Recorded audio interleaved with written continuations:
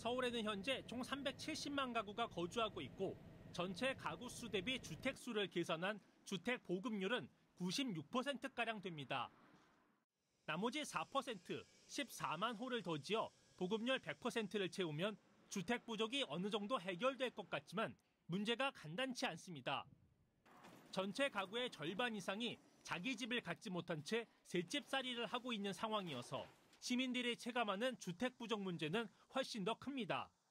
전국적으로 내 집을 가지고 있는 가구 비중은 전체 시장에서 한 60% 정도가 됐고, 그다음에 지방 같은 경우는 조금 더 많을 수도 있는데 서울은 내 집을 가지고 내 집에서 살고 있는 가구 비중이 45%밖에 되지 않습니다. 거주 선호도가 높은 아파트로 좁혀보면 주택 부족은 더 심해 보입니다. 보통 지은 지 4년 이내 아파트에 구매 수요가 몰리는데 이러한 아파트는 서울시내 전체 아파트 164만 호 중 10% 수준에 불과합니다.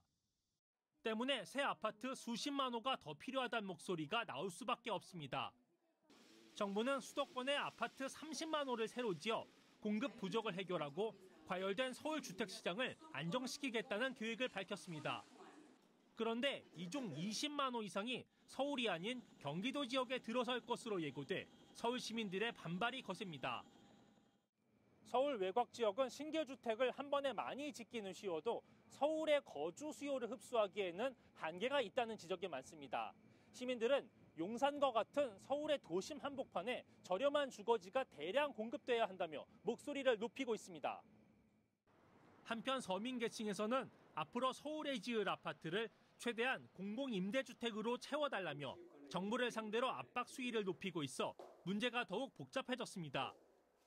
최근 청와대 국민청원 게시판에는 9.13 대책 후의 택지는 모두 영구 임대주택으로 분양하라, 30만 호 주택을 모두 공공임대로 공급하라는 내용의 글이 줄을 잇고 있습니다.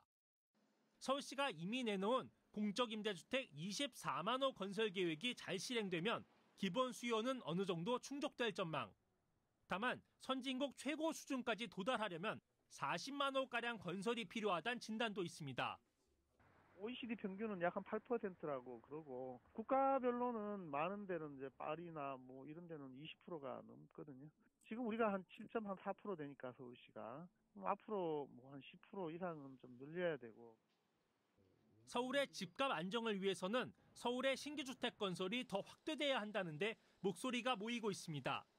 다만 민간 일반 주택과 공공 임대주택 물량을 어떻게 배분할지를 놓고 앞으로 정부와 서울시의 고민이 더 깊어질 것으로 보입니다. TBS 이강훈입니다.